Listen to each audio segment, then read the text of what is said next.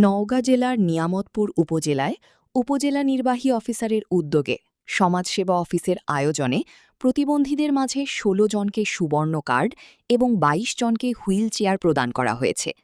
৪ মে সোমবার সকাল ১১টায় উপজেলা নির্বাহী অফিসারের কার্যালয়ের সামনে উপজেলা নির্বাহী অফিসার মুর্শিদা খাতুনের সভাপতিত্বে প্রধান অতিথি হিসেবে উপস্থিত ছিলেন ৪৬ নওগাঁ ১ আসনের জাতীয় সংসদ সদস্য জনাব মোহাম্মদ মোস্তাফিজুর রহমান। প্রধান অতিথির বক্তব্যে এমপি বলেন, বর্তমান সরকারের মাননীয় প্রধানমন্ত্রী জনাব তারেক রহমান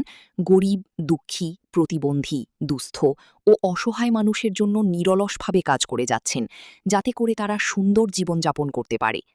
এছাড়াও উপজেলা প্রকল্প বাস্তবায়ন অফিসের ব্যবস্থাপনায় ৪০ জন গরিব ও অসহায় মানুষের মাঝে নগদ অর্থ, শুকনো খাবার ও ঢেউটিন তুলে দেন এমপি মহোদয়।